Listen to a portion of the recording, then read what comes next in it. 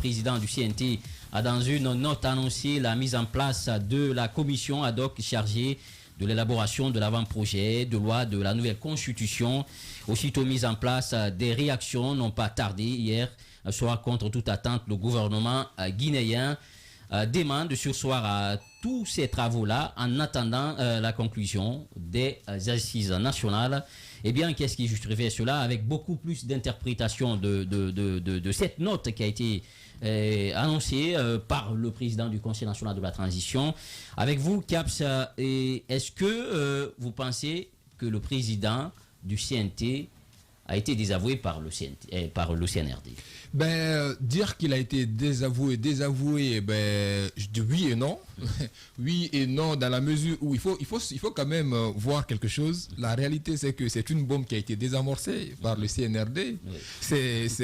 C'est une nouvelle tension qui venait, quand on sait que déjà, dès lors que l'annonce a été effectuée de la mise en place de cette commission ad hoc qui va se charger de l'élaboration de l'avant-projet de la Constitution, on a tout de suite vu certains acteurs exprimer le fait qu'ils ne sont pas d'accord par rapport à la situation qui venait. Donc on sentait déjà que le dialogue allait être encore plus difficile et que le nouveau médiateur qui venait, la situation allait être encore beaucoup plus difficile pour lui. Donc encore une fois, pour prendre notre invité, le CNRD a bien entendu désamorcer une bombe. Voilà, vous l'avez compris, c'est Caps qui le dit.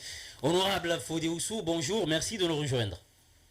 Bonjour la grande radio, bonjour à vos milliers d'auditeurs. Voilà, alors honorable, et on parle de la mise en place de cette commission ad hoc, sauf qu'hier soir, le gouvernement, le CNRD, dans une note, a finalement demandé de surseoir à tout cela.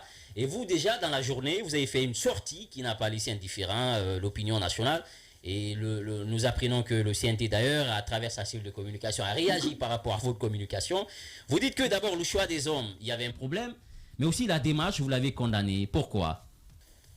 Écoutez, je n'ai jamais mis en doute la qualité des hommes. Parce que quand un problème est posé, il y a un fond, il y a une forme. Moi, j'ai parlé du fait que Ansa Kourma n'a pas le droit de mettre une commission ad hoc. C'est en violation du règlement intérieur du CNT, c'est en violation de la charte, même de la transition. Il ne peut pas, d'une façon unilatérale, se retrouver avec les présidents des commissions, prendre la décision sur place et entériner. L'Assemblée fonctionne par des textes clairs et nets. Moi, j'ai fait 6 ans à l'Assemblée, je sais comment ça fonctionne. Vous avez des projets de loi que vous recevez qui viennent du gouvernement. Vous avez des propositions de loi qui viennent de l'Assemblée. Si vous avez des propositions, vous examinez au niveau du bureau, vous amenez à la conférence des présidents, et puis c'est la plénière qui valide. Même si cette commission ad hoc devait être mise en place, c'est la plénière qui devait valider, c'est pas la conférence des présidents. Surtout que dans ça, n'a pas le droit, c'est pas légal, c'est illégal. Alors, qu'est-ce qu'on a constaté? C'est que dans la composition sur les 9 membres, les 5 qui ont été désignés sont des personnes ressources qui n'ont été désignées par aucune entité. Ça veut dire que c'est le président de la transition qui les a désignés. Et 3 autres sont des amis intimes à Dansa, plus le secrétaire général et le chargé de la logistique. C'est curieux que le représentant du barreau guinéen, Mohamed Traoré, ne soit pas là. Et puis quand on met en place une commission, on a le droit de faire appel à d'autres experts, même s'ils ne sont pas du CNT. J'ai juste rappelé qu'il y a quand même des hommes de valeur dans ce pays. J'ai parlé du professeur Salif Silla, qui connaît la Constitution, qui sait, qui a une idée, qui peut aider. J'ai parlé du Premier ministre, l'année sur lui. Mais ce n'est pas parce que j'ai parlé de ces gens-là que je mets en doute la compétence des autres. Moi, je parle même de la forme. Dansa n'a pas le droit de faire ça. Alors pour moi, Dansa fait ça tout simplement pour nous retarder, la transition, créer des problèmes. Puisqu'on n'a pas le dialogue, il y a un facilitateur qui doit arriver, il faut créer des conditions pour créer des conditions pour ne plus qu'on sorte de cette situation. Qu'est-ce qui est arrivé? Admettons que ces gens-là travaillent et qu'ils aient un projet qui est validé par le CNT, qu'on va soumettre quand même à la population, nous allons demander de voter contre. Nous allons voter contre, ça ne va pas passer, et puis on va revenir à la case de départ, on va encore dire, on va faire une autre constitution. Pour moi, honnêtement, dans ça, depuis qu'il est là, membre du CNT, il n'a rien fait, il n'a rien prouvé, ça n'avance pas du tout. On l'a entendu la dernière fois dire que maintenant, on va mettre en place 2 partis politiques, je ne sais pas sur quelle base. On le voit au niveau si tu veux, au niveau des universités. Quand la décision a été prise hier de ce soir à ça, de ce que la conclusion que moi j'ai tirée est la suivante. Dans ce cas-là, on est encore au point de départ. Dans ce cas-là, on confond assises nationales au dialogue qu'on a entamé. Ça veut dire que, vous voyez, les assises, parce que pour nous, les assises étaient derrière nous. Le cas de concertation était derrière nous. On pensait que le Premier ministre avait commencé le dialogue. Ça veut dire qu'on s'était retrouvés, on a discuté avec le Premier ministre. Dans la mesure où un facilitateur a été désigné par la CEDEAO, qui doit arriver, pour nous, tout est mis à terre. On va se retrouver autour de la table et discuter de ces situations-là. Mais au jour d'aujourd'hui, l'intention, c'est de retarder. Parce que dans ça veut donner si vous voulez, au commissaire du CNT, il veut leur donner un contrat à durée indéterminée. Ça veut dire que leur souhait, c'est que la transition continue pendant des années sans qu'on sorte. Alors, au lieu de prendre un papier comme ça, désavoué dans ça, moi, j'aurais souhaité honnêtement, comme dans les autres pays. Et c'est de dissoudre ce CNT qui a prouvé son incompétence. Dissoudre ce CNT parce que dans ça, lui-même, il n'a aucun respect pour la commission des lois.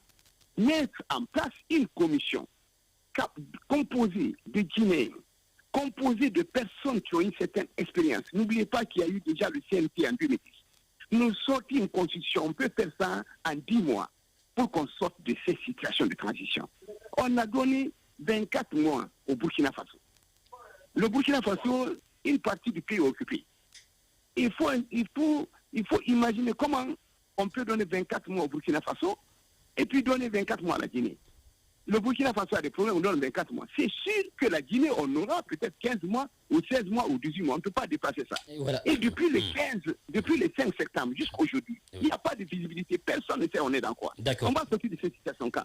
Donc pour moi, il faut dissoudre l'Assemblée, et plutôt le CNT, mettre en place une commission ad hoc composée de personnes ressources capables de prendre la constitution de 2010, qui est une constitution qui existe, l'amender, l'adopter pour qu'on mette ça au référendum, pour qu'on puisse avancer et sortir de cette situation. D'accord. Docteur Fodé Oussou Fofana de l'FDG, notre invité de parcours. Allez-y, Caps, pour la question. Docteur Fodé Oussou, donc à vous écouter, pour vous, le CNT n'a plus sa raison d'être. Il faut dissoudre le CNT et aller vers une commission qui sera en charge de proposer un projet de constitution qui sera soumis au référendum. Mais moi, la question que j'ai envie de vous poser, parce qu'en parlant de tout ce que vous disiez sur Docteur Dansa, selon vous, il cherche à gagner en temps, à retarder la transition. Donc, dissoudre aujourd'hui le CNT aussi pour mettre une nouvelle commission en place, ne pensez-vous pas que ça également sera un autre facteur qui va retarder cette transition-là? Ça, c'est ma première question. La deuxième question aujourd'hui, c'est de savoir, vous pensez que le CNRD, même au travers de la décision qui a été prise hier pour suspendre la rédaction de cet avant-projet-là, le CNRD aussi est en train de se jouer de la population, c'est-à-dire tantôt ils donnent l'impression qu'ils ont envie que les choses bougent, mais derrière ils sont encore en train de taper sur les mêmes mains pour chercher à... Est-ce que c'est une manœuvre dilatoire tout ce qui se passe là, vous le disiez tantôt? Pardon? Est-ce que c'est une manœuvre dilatoire avec tout ce qui est en train de se passer, les agissements de Dansa, ce communiqué du gouvernement? Vous pensez que c'est juste une mise en scène pour un jeu d'acteurs pour essayer encore gagner du temps? Écoutez, nous n'avons au jour d'aujourd'hui aucun Guinéen ne peut vous dire, aucun Guinéen ne peut vous dire s'il a une visibilité par rapport à cette transition. Personne ne sait nous pardon. On a vu, ils se sont retrouvés à un moment donné en disant que les partis politiques ont envoyé leur contribution, qu'ils ont additionné le nombre de mois, ils ont trouvé 37 mois. Ils ont envoyé au niveau du CNT. Dans ça, en violation de toutes les règles. Ce n'est même pas son travail. Il a quand même dit que ce n'est pas 39 mois, c'est 36 mois. Il n'a même pas dit pourquoi c'est 36 mois. Mais personne ne vous a dit quand est-ce que la transition commence. quand est-ce qu'elle finit? Même si c'était 36 mois. Est-ce qu'elle commence le 5 septembre? Elle commence quand? Jusqu'aujourd'hui, personne n'a sait. Est-ce que quelqu'un peut vous dire qu'il y a une certaine visibilité, il y a l'intention de sortir de cette situation? Je dirais non. Pour moi, il n'y a pas de volonté de sortir de cette situation. Vous avez vu, d'abord, il y a eu le cas de concertation. De concertation que nous avons dénoncé. Après, le Premier ministre a parlé du cas de dialogue. Nous nous sommes retrouvés là. Et heureusement que la CEDEAO n'a pas sanctionné la Guinée. Parce que nous sommes tous des Guinéens. Nous savons que si on sanctionne la Guinée, ce n'est pas le gouvernement. C'est la population qui va souffrir. Personne ne souhaite qu'on sanctionne la Guinée. Mais la CEDEAO donne une occasion. Maintenant, il y a un médiateur. Il faut qu'on sorte de la situation. Est-ce qu'il est difficile de sortir de cette transition? Est-ce que la transition, c'est la refondation de l'État? Il ne faut pas tout confondre. La transition, il s'agit d'organiser les élections pour le retour à l'ordre constitutionnel. Pour moi, il n'y a pas de volonté. Pour moi, le communiqué hier du gouvernement prouve à suffisance qu'on est dans une situation compliquée. Je dis encore, si on avait dissous hier le CNT, je dirais oui, il y a une volonté. Et croyez-moi, que si on veut sortir de cette transition, en 15 mois, on peut se retrouver, discuter, regarder, mettre tous les éléments et commencer le travail. Il y a des choses qui nous attendent. Il y a la Constitution, il y a le référendum. Il y a la loi électorale et tout. Il y a la loi électorale qu'il faut mettre en place. Il y a des élections majeures qu'il faut organiser. Les élections locales, les élections législatives, les élections présidentielles. On va sortir dans ça. Quand? Depuis le 5 septembre, personne ne sait ce qu'on fait. D'accord, peut-être une autre question. Quand vous voyez, oui, honorable. Quand vous voyez certains ministres, oui. Quand vous voyez certains ministres, ils lui disent non, de toute façon, ce que nous voulons, c'est qu'à partir de maintenant, là, que ce soit la dernière transition, on va régler le problème du fichier électoral, on va faire ceci, on va faire cela. Mais jusqu'aujourd'hui, le travail n'a pas commencé. Depuis 10 mois, depuis le 5 septembre, si on avait au moins commencé à travailler, on aurait déjà terminé avec l'organe de gestion des élections. On aurait déjà terminé avec le fichier électoral. En 10 mois, on aurait déjà terminé avec ça. On ne serait plus là. On aurait même terminé avec la Constitution. On serait là pour dire quand est-ce qu'on organise les élections. Mais personne ne sait. Dans les autres pays, on sait quand est-ce que ça commence. Même le Mali.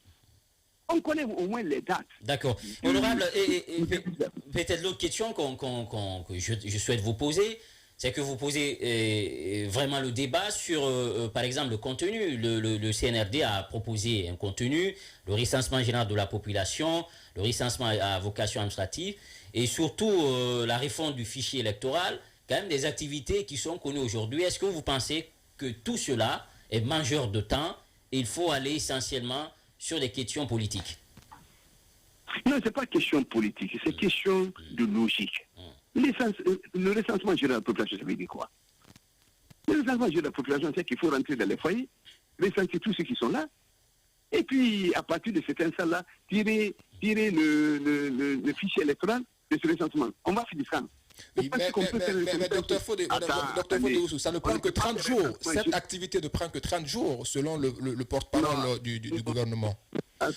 Donc ça ne peut pas justifier le fait qu'on dise que parce qu'on doit faire ça, ça contribue à rallonger la durée de la transition. Attendez. Si vous voulez, ça peut même prendre 10 jours. Dites même 5 jours. Le problème n'est pas là-bas. Où sont les repères? La transition a commencé quand? Vous connaissez la date du départ de la transition? Ça n'a pas encore commencé. Même quand on prend les 36 mois, ça commence quand? Est-ce que ça a commencé? Parce que de toute façon, quand on fait un programme, quand on fait un chronogramme, on identifie les activités qu'on a l'intention de faire. Dans ces activités-là, on affecte les délais. À partir de ces temps-là, on additionne les délais, on connaît le temps. Mais il faut d'abord un repère, ça commence quand? Moi, je dis encore une fois plus, la Guinée n'est pas un pays en dehors du monde. Dans tous les pays au monde, les gens font de la transition, mais ce n'est pas comme ça qu'on fait. On a déjà fait une première transition. Et puis, ce que je ne comprends pas, c'est qu'ici, logiquement, le président du CNRD a été très clair. Je ne suis pas candidat. Les membres du CNRD ne sont pas candidats. Les membres du gouvernement ne sont pas candidats. Ça ne nous intéresse pas du tout. Et si ça n'intéresse pas le CNRD, ça n'intéresse pas les membres du gouvernement, ça n'intéresse pas les membres du CNT. Mais allons, mettons en place. Finissons avec la transition. Oui, d'accord. On ne peut pas régler tous les problèmes d'un pays en disant nous, on va tout régler pour ne plus jamais qu'il y ait de problème. Ça va prendre combien de temps? Peut-être ça va prendre 10 ans. D'accord. Alors peut-être... Pendant 20 ans, on ne peut pas régler tous les problèmes de la Guinée. Pendant 20 ans. D'accord. L'autre question, c'est l'organe de gestion de ces élections. Pour l'instant, c'est le MATD. Et comme les autres se profilent à l'horizon, est-ce que autour de la table de dialogue, peut-être pour vous, c'est de revenir systématiquement avec la CENI dans le cadre de l'organisation, ou bien le MATD pourrait piloter les choses comme ça se décide? Mettons-nous d'abord autour de la table. Quand vous dites que c'est le MATD, ils ont validé ça avec qui? Mettons-nous autour de la table, argument contre argument. Nous allons envoyer nos arguments. Mais même se mettre autour de la table, c'est un problème. Quand tu veux faire un cas de dialogue, au lieu d'inviter des gens, 5-10 personnes, on fait de la mamaya, on envoie 150 personnes. Vous avez vu le cadre de dialogue la dernière fois, convoqué par le Premier ministre? Vous avez vu le désordre qui était là-bas? Allez-y, sénateur. Oui, docteur. Moi, je vais quand même revenir sur l'actualité qui a ouvert ce débat. C'est donc ce communiqué du CNRD qui oblige le CNT à s'arrêter net sur son élan. Moi, j'entends dans votre communication, je suis désolé de le dire, mais toute votre communication, quand je dis vous, ce sont les politiques, toute votre communication en période de transition exclusivement réservé et axé sur des questions politiciennes. Est-ce que dans votre grille de revendications, pour une fois face à une transition, vous ne pouvez pas inclure des revendications, des préoccupations socio-économiques, docteur? Mais vous savez, moi je n'aime pas bien parce que pour moi, ça c'est de la démagogie. Moi, je suis un homme politique. Je m'exprime en politique. Le problème n'est pas les préoccupations de la population. Les préoccupations de la population sont connues. Et quand il n'y a pas d'eau, il n'y a pas d'électricité, il n'y a pas de route, on ne peut pas manger 3 fois par jour. Croyez-moi que ça, ce n'est pas le travail des politiques. C'est le travail des gens qui nous gouvernent. Voilà. Il faut, à ce niveau-là, que les choses soient très claires. S'il n'y a pas d'eau, il n'y a pas de courant, il n'y a pas de... Ce n'est pas la faute des politiques. Les gouvernements ont l'obligation de régler les problèmes de base des populations. Et c'est ce que le CNRD veut faire aujourd'hui. Deuxièmement, on peut faire ça, mais ça ne peut pas empêcher de sortir de la transition. Ce que le colonel Doumbouya peut faire, c'est pendant la période à laquelle il est là, c'est d'essayer de régler et de faire ce qu'il peut faire. Régler ce qu'il peut faire et organiser et mettre en place un gouvernement si tu veux mettre en place le retour à l'ordre constitutionnel. Un nouveau président va s'en occuper. Lui aussi, il aura un mandat de 5 ans, peut-être un mandat de 10 ans. Mais on ne peut pas régler tous les problèmes de la Guinée, ni en 10 ans, ni en 15 ans, ni en 20 ans. Chacun vient, il fait sa partition, il s'en va. C'est ça. On ne peut pas rester pour dire tant que ce n'est pas réglé, on ne fera pas de... D'accord. Tant qu'il n'y a pas de symétrie, tant qu'on n'a pas fait le recensement, tant qu'on n'a pas réglé, on va régler le problème de l'organe de gestion pour ne plus jamais que... Attendez, mettons-nous autour de la table. De toute façon, le facilitateur là, le médiateur qui a été désigné, moi je souhaite vivement, quand il arrive ici, qu'on prouve que nous sommes des Guinéens et que nous sommes capables de nous mettre autour de la table, discuter en Guinée, mettre l'intérêt de la Guinée au-dessus. Et moi, je vous ai dit, ce qui compte, ce n'est pas un individu, ce n'est pas le politique, ce qui compte, la Guinée est au-dessus de tout. Dernière question, d'accord. Honorable, dernière question, allez-y Félix. C'est vrai, on a parlé du CNT, mais moi je veux poser une autre question peut-être qui n'est pas en rapport avec le CNT, c'est par rapport à la convocation du président Cellou Dalein Diallo devant la CRIEF. C'est vrai, il y avait une première convocation qui avait été envoyée, mais on avait jugé, au-delà de tout, qu'il y avait une certaine inconformité du point de vue forme. Aujourd'hui, dans la nouvelle convocation, on sent quand même qu'il y a une certaine correction. La question donc que je veux poser, mon honorable, vous êtes l'un des vice-présidents de l'UFDG. Est-ce qu'aujourd'hui, on peut se dire que Cellou Dalein Diallo va répondre le 15 juin à la demande donc à cette convocation de la justice? Mais écoutez, vous savez, honnêtement, moi, j'ai un problème même avec vous-même, vraiment, avec les journalistes, avec tout le monde. Vous parlez d'un dossier qui date de plus de 20 ans. Vous parlez d'Air Guinée, comme s'il n'y avait jamais eu de dossier dans ce pays-là, sauf la vente d'un avion Air Guinée, parce que ça concerne, attendez, parce que ça concerne Cellou. Non, mais même ailleurs, un dossier là n'est pas la peut faire question. 50 ans. Un dossier peut faire 50 ans, mais ce si n'est... vous posez, moi, D'accord, on va s'écouter. Allez-y. je pensais que votre émission là, c'est expression, non? Oui, espace expression. Allez-y. C'est détendu, c'est calme. Allez-y. n'a pas le même principe.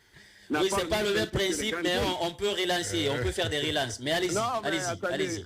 vous posez une question, vous écoutez, je réponds. Je vous dis Oui, que c'est un dossier qui date de plus de 20 ans oui. dans tous les pays au monde. Quand un dossier a plus de 20 ans, on n'en parle plus. Première chose.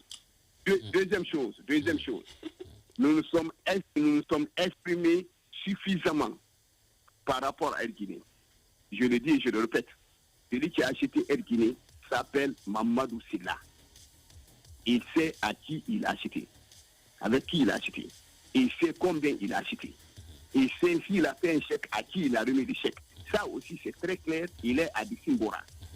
Deuxièmement, au jour d'aujourd'hui, moi, je suis très content parce qu'on dit que celui-là a détourné 5 millions de dollars. Ça veut dire que l'avion a coûté 5 millions, mais celui-là a détourné 5 millions de dollars. Maintenant, c'est très clair. Ce qu'on reproche à Selou, c'est qu'il a détourné 5 millions de dollars. Il a fait de la corruption, il a fait de l'illicite, et il vit au-dessus de ses moyens. Je dis ça, c'est très bien. Maintenant, moi, je ne suis pas avocat. Les avocats de Selou vont répondre à ces griefs. Ils vont répondre à ces accusations. Maintenant, Selou est en mission. Il est parti en mission avant la convocation. Quand il va finir la mission, il va rentrer. Pourquoi il ne va pas rentrer? Mais il est en mission. Donc ça veut dire que le 15, il ne sera pas là.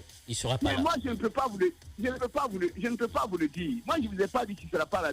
Mais dites pas tout ce que je n'ai pas dit. Oui. Quand il va finir sa mission, il sera là. Ok. Et moi, D'accord. Alors, les avocats, ils sont formés, ils sont étudiés, ils sont payés, ils sont payés par rapport à ça. Voilà.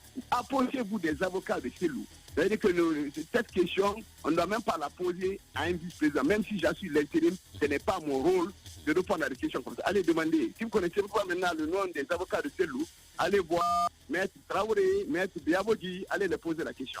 S'il doit venir, s'il ne doit pas venir. Moi, je sais qu'il a mission. Le jour où il sera prêt à venir, il va m'informer. J'irai l'accueillir à l'aéroport. Voilà, vous l'avez compris, c'était Dr Fodé Oussoufou-Fofana, notre invité de parcours. On est pris par le temps. Il ne reste plus qu'à vous dire merci d'avoir accepté notre invitation. Merci, c'est à moi de vous remercier. Merci beaucoup. Alors je termine en disant qu'il est préférable de dissoudre complètement le CNT.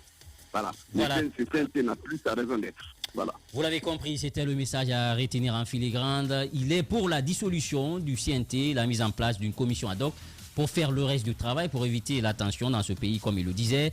Restez avec nous dans la seconde partie. Révélation de Babila. Pourquoi Conakry est sale?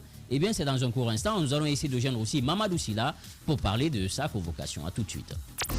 Radio Espace, Espace Expression. Votre actualité vue avec des spécialistes maison. Djiba Milimono, Babila Keita, Félix Milimouno, Sénateur Diallo, Cabs, Bangali Yansané, Alphonse Marat. C'est Espace Expression sur Radio Espace.